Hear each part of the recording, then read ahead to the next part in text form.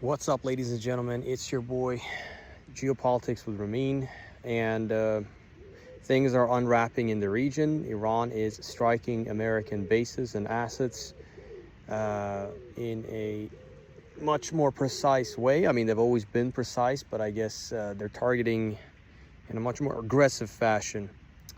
And America is bombing residential areas in Iran, specifically Tehran, I believe.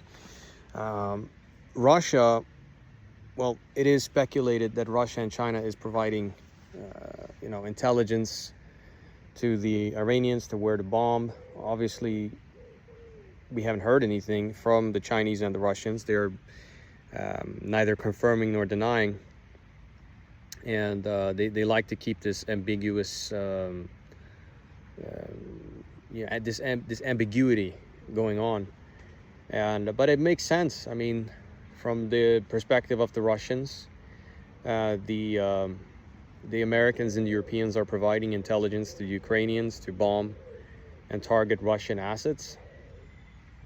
From the perspective of the Chinese, it's the United States is trying to militarize Japan, the Philippines, and many other surrounding countries against China, and also using Taiwan as a proxy, right?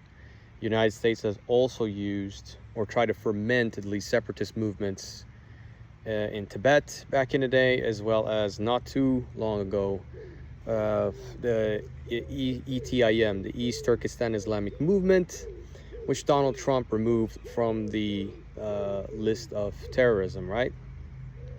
Many of these Uyghur fighters were also in Syria fighting for the Islamic State. So, from why wouldn't they support the Iranians in this current war? Iran is using the Beidou satellites, at least when it comes to for targeting American and Israeli assets. Currently, they're not bombing Israel as much because they are fighting a war to maintain dominance over the Hormuz Strait. This is basically what this current phase of the war is about. And this is Iran's major weapon. And on top of that, you have Iran's ally in Yemen, the Ansar Allah movement, who have now closed the Bab el-Mandeb Strait after the Saudis bombed the Sana'a airport, which was flying a Yemeni delegation. It was an Iranian plane flying a Yemeni delegation. It was also Yemeni patients, I believe, from a hospital which Iranian doctors had been treating. So it was revenge for that. I don't know, the stupidity of the Saudis to enter this conflict. I mean, I guess they were promised like a nuclear deal by the United States. And, the Saudis made the mistake of believing it, just like the Turks sort of wanting to have the F-35 fighter jet, right? But yeah, I don't think the United States is going to deliver on that.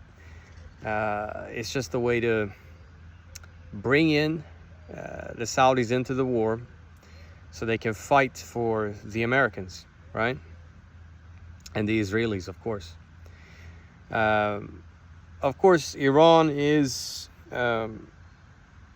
bombing these bases. They're bombing CIA facilities as well. By doing so, they're also pushing a lot of these assets into Jordan. And Vanessa Beeley, I think it was, her analysis makes sense. And I think the Iranians are trying to make sure every facility of American base is eventually just wiped out or pushed away from there as far as possible from Iran. Perhaps so. They want to gather them into Israel eventually so they can bomb Israel, the Israelis and the Americans at the same time. I think this is a logical conclusion. yeah, why not? Just, you know, hit two flies at once, as they say. But what are the predictions of this war? Who knows? But I believe that if Saudi Arabia keeps messing around with the Yemenis, they're gonna lose the southern parts of their territory, because historically this was part of Yemen, and the people there have tribal connections with the people in the north of Yemen. So I think that's gonna go.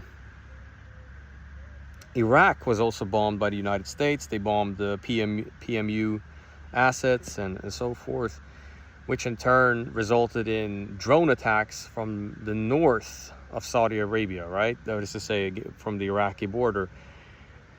And yeah, I mean, if that continues, there is speculations that the PMU is planning to invade Kuwait, and it can result in the fact that Kuwait will be annexed into Iraqi territory. Bahrain has experienced intense Iranian bombardment. This will lead to, you know, it might lead into either Bahrain falling into Iranian sphere of influence. It was part of Iran up until 1975. Remember that. Majority of its population is Shiite. It's ruled by a Sunni minority. It's not impossible at all that this monarchy will fall, and it can be part of Iran, or at least under the sphere of Iran. That's a very strong possibility. So the map of the Middle East is, or the West Asia region is might change after this war. When this will happen, who knows? But yeah, it's a huge possibility. The Russians are advancing in Donbass, and yeah, you don't really hear too much about those Ukrainian drone strikes anymore. Seems like the Russians have caught up on their defenses for now. It's like a cat and mouse game. But on the front lines, the Russians are advancing. So yeah, there you go. That's a weekly update from me. If you like the content, hit the like button, hit the subscribe button, and I'll see you in the next one.